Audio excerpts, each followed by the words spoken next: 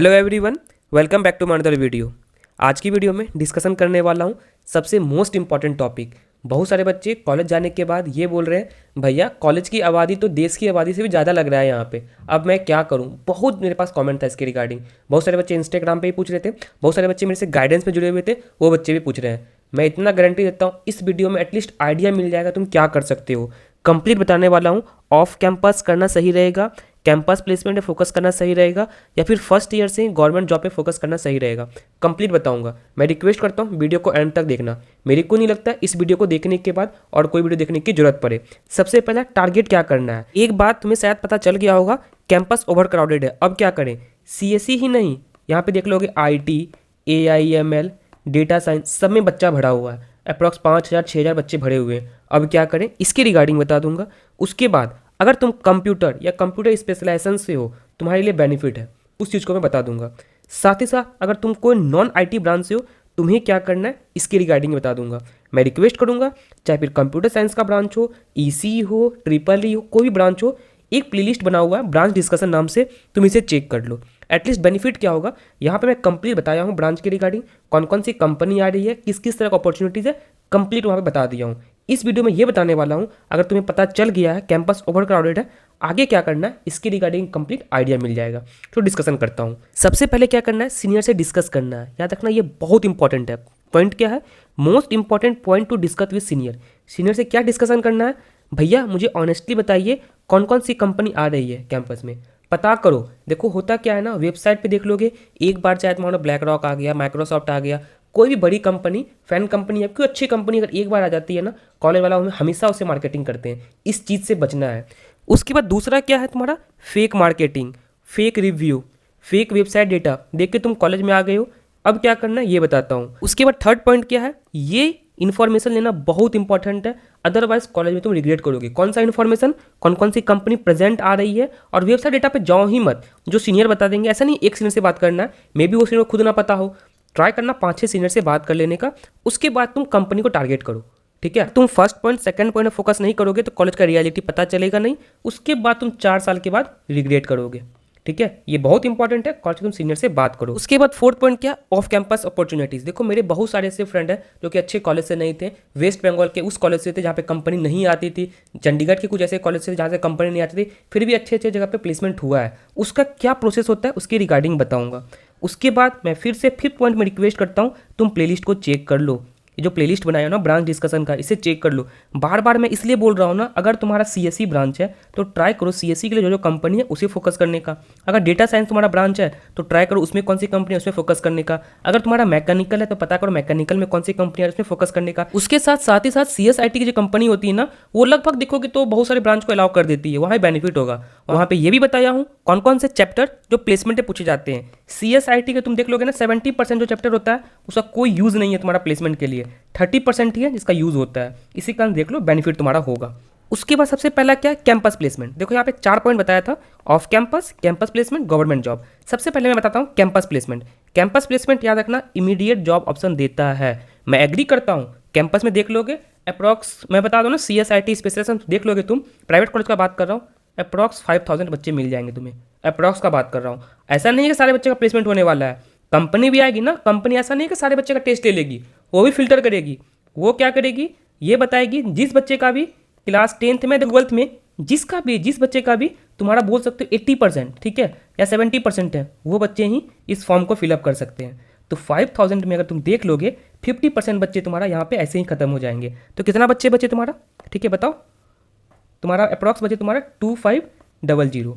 उसके बाद क्या किया जाएगा ना, देखा जाएगा कॉलेज में किसका GPA अच्छा है। बहुत ऐसे सीनियर मिलेंगे, मैं प्लीज़ रिक्वेस्ट कर रहा हूँ, मैं देखा हूँ, मैं ऑब्जर्व किया हूँ, इसी कारण से बोल रहा हूँ। मेरे साथ ही बहुत सारे मेरे ऐसे फ्रेंड थे जो कि प्लेसमेंट में बैठ ही नहीं पा रहे थे। रीज़न ये था उसका कॉलेज का GPA अच्छा नहीं था। कॉलेज का CGPA पे फोकस करना, क्योंकि देखो तुमको IT NIT में नहीं हो, तुम अच्छे को गवर्नमेंट कॉलेज में नहीं हो, प्राइवेट कॉलेज में हो, कैंपस ओवर क्राउडेड है, कंपनी वाले आएगी, सारे बच्चे का टेस्ट नहीं लेगी, उसी बच्चे का लेगा जिसका क्लास 10th 12th और कॉलेज में डिसेंट सा परसेंटेज है तुम्हारा। अप्रॉक्स ट्राई करना तुम्हारा यहाँ पे 8 CGPA से ऊपर रखने का। इस बार कुछ कुछ ऐसी कंपनी आई थी जो 8.5 के ऊपर ही मांग रही थी। यहाँ भी तुम देखोगे ना अप्रॉक्स 50% बच्चे तुम्हारे खत्म हो जाएंगे। बच्चे कितना 1250, अप्रॉक्स देख लोगे ना 1300 बच्चे ही तुम्हारा कंपटीशन है। याद रखना इसे सब देखेंगे बट सब फोकस नहीं करेंगे। शायद यहाँ पे फर्स्ट पॉइंट समझ में आ गया होगा, इमीडिएट जॉब अपॉर्चुनिटीज़ कैंपस से मिलता है। मैं एग्री करता हूँ कैंपस ओवर क्राउडेड है, बट कंपनी वाले फिल्टर करते हैं। अगर तुम्हारा क्लास 10th और 12th में 70 से या 75 से ऊपर है, तुम ट्राई करो कॉलेज के जीपीए पे अच्छे से फोकस करने का। सारा कॉलेज चाहती है एटलीस्ट कम से कम 10 से 15% बच्चे का ही अच्छा प्लेसमेंट हो। अगर तुम कॉलेज जीपीए फोकस कर दोगे 25% में कंफर्म तुम आ जाओगे। अगर तुम्हारा इंग्लिश, कम्युनिकेशन, कुछ तुम्हारा कोर सब्जेक्ट होता है वो सब अच्छा है, तुम प्लेसमेंट लेके निकल जाओगे। सारा कॉलेज चाहता है कम से कम 10 से 15% बच्चे का अच्छे जगह प्लेसमेंट हो, जिसकी बेसिस पे वो नेक्स्ट ईयर मार्केटिंग कर सके। फर्स्ट पॉइंट समझ में आ गया होगा। उसके बाद दूसरा पॉइंट क्या है, हाई सैलरी पैकेज।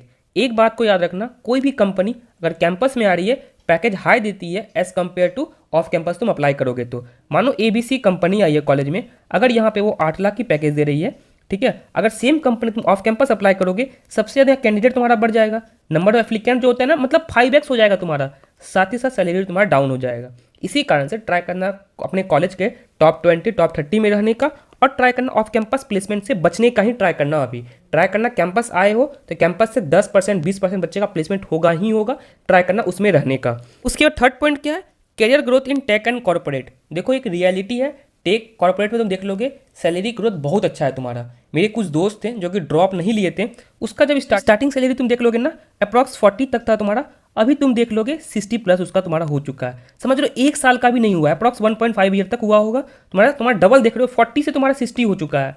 तुम समझ रहे हो, इस तरह का तुम्हारा ग्रोथ मिलता है यहाँ पे, याद रखना। उसके बाद फोर्थ पॉइंट क्या है, ये सबसे इंपॉर्टेंट है। बहुत ऐसे बच्चे होंगे ना जो तुम्हारा हाई-फाई नाम सुन के जाएंगे, क्लाउड कंप्यूटिंग, साइबर सिक्योरिटी, ये सब में नहीं जाना है। अगर तुम कैंपस प्लेसमेंट में फोकस किए हो तो सीनियर से बात करो किस रोल के लिए मैक्सिमम कंपनी कॉलेज में आ रही है। जैसा मैं देखा हूँ डेटा साइंस के लिए मैक्सिमम कंपनी आती है, जितने भी स्पेशलाइजेशंस हैं इस सब के लिए कंपनी आ रही है। ये कैंपस टू कैंपस वेरी करता है। इसी कारण तुम सीनियर से बात करो या फिर रिसेंट देखो किस रोल के लिए कंपनी मैक्सिमम कॉलेज में आ रही है। डेवलपमेंट के लिए आ रही है, डेटा साइंस के लिए आ रही है, क्लाउड के लिए आ रही है, जिसके लिए भी आ रही है ट्राई करो उससे अच्छे से फोकस करने का। उसके बाद एक्सप्लोर, देखो ये बहुत इंपॉर्टेंट है ना, एक्सप्लोर कर लो अभी से ही, ठीक है। तुम्हें कोडिंग समझ में आ रहा है या नहीं आ रहा है, बहुत ऐसे बच्चे हैं जिसको कोडिंग बिल्कुल समझ में नहीं आ रहा है, ठीक है।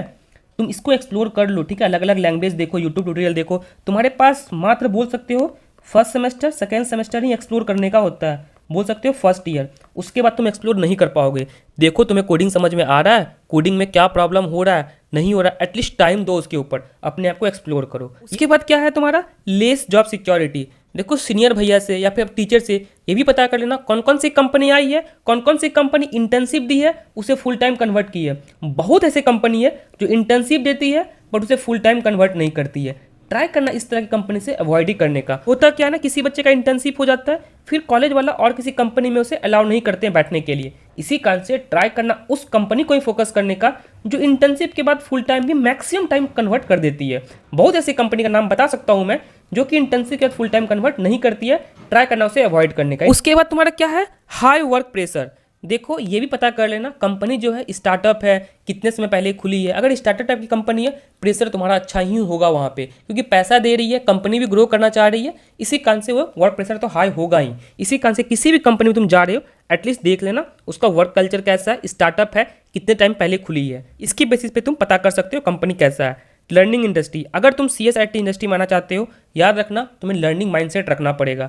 आज कंपनी ABC कंपनी किसी और टेक्नोलॉजी पे काम कर रही है, अगर कल वो अपना टेक्नोलॉजी को चेंज करती है तुम्हें सीखना होगा, मतलब लर्निंग माइंडसेट रखना पड़ेगा। ऐसा नहीं है गवर्नमेंट जॉब जैसा एक बार जॉब में चले गए उसके बाद कुछ नहीं करना। जॉब में जाने से पहले पढ़ना होगा, जाने के बाद नहीं पढ़ना होगा, ऐसा नहीं है यहाँ पे। अगर तुम IT सेक्टर में जा रहे हो, जॉब में जाने से पहले भी पढ़ना पड़ेगा, जॉब में रहते हुए भी पढ़ना होगा। इस बात को याद रखना। देखो वीडियो लंबा हो गया है, नेक्स्ट पार्ट में एक्सप्लोर करने वाला हूँ CSIT में कौन कौन से गवर्नमेंट जॉब हैं, उसके बाद ऑफ कैंपस कैसे फाइट करोगे इसके रिगार्डिंग ही बता दूंगा मैं। अगर तुम और किसी ब्रांच से हो CSIT के अपार्ट, मुझे कमेंट सेक्शन में बताना, मैं ट्राई करूंगा वीडियो बना देने का। स्टिल कंफ्यूज, अभी भी तुम कंफ्यूज हो तो इंस्टाग्राम पे तुम गाइडेंस के लिए जुड़ सकते हो। मैं ट्राई करूंगा जूम मीटिंग ऑर्गेनाइज करवाने का।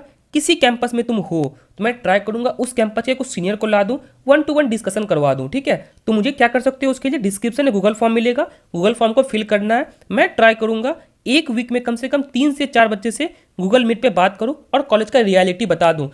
ट्राई करूंगा तुम जिस कैंपस में होगे, ट्राई करूंगा उसी कैंपस के बच्चे को बुला करके जो मीटिंग करवा के 1-to-1 डिस्कशन करवा दूं। शायद यहाँ पे समझ में आ गया होगा ओवर क्राउडेड कैंपस से कैसे फाइट करना है। अगर वीडियो इन्फॉर्मेटिव लगा हो, एक रिक्वेस्ट करता हूँ, please I need your help on support. बस इतना ही करो, वीडियो को लाइक कर दो, ट्राई करो 1 से 2 दोस्त को शेयर करने का, और चैनल को तुम सब्सक्राइब कर लो। मैं ट्राई करूँगा अच्छे अच्छे वीडियो लाके तुम्हारा हेल्प करने का। Thank you.